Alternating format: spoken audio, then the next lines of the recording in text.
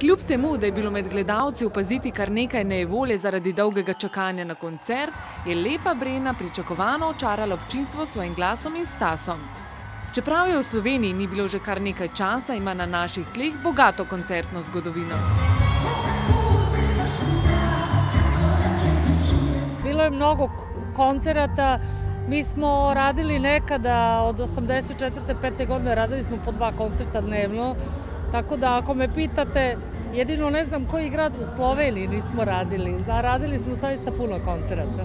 Njen sin Viktor pa je pred kratkim praznoval svoj 16. rojstni dan, za katerega mu je naročila torto z bankovci z njegovo podobo. Pri vzgoji otrok se namreč dobro znajde. Samo još da preživim Viktorov pubertet i ja mislim da ću se mnogo bolje osjećati. Mislim da decu treba naučiti da dobijaju nagrade za ono za što su dobri, a da budu naravno kažnjeni kada nešto pogreše. U svakom slučaju znači bez batina i bez sile, jer to posle toga stvarno ostavlja tragove i posljedice. 53-letna pevka se lahko pohvali z več kot 30-letno kariero. Pa na tleh bivše Jugoslavije sploh obstaja še kdo, ki se lahko pohvali s tako velikim uspehom kot ona.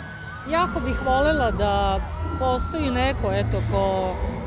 To bi bilo zaista divno, zato što mislim da pesma, ekonomija, sportski rezultati, uspesi u nauci, pa čak i politika, mislim, to je nešto što treba ipak da nas objedinjuje. Balkan i nije tako velika regija, ali kada imate muža, decu, porodicu, biznis i pevate i sve, onda shvatite koliko je to sve zaista naporno i veoma jedan ozbiljan posao.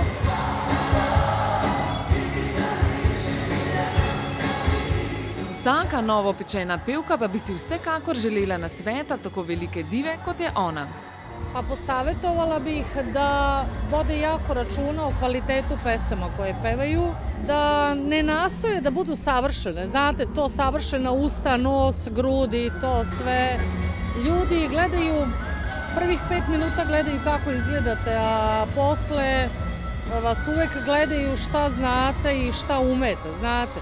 Možda je najlepša stvar je imati taj jednu šesticu, taj pogodak, znate, gde niste najlepši, ne pevate najlepše, ne igrate najlepše, ne oblačite se najlepše, ali kada se spoji tih 5-6 elemenata dobite jednu kompletnu stvar koja se ljudima veoma dopada.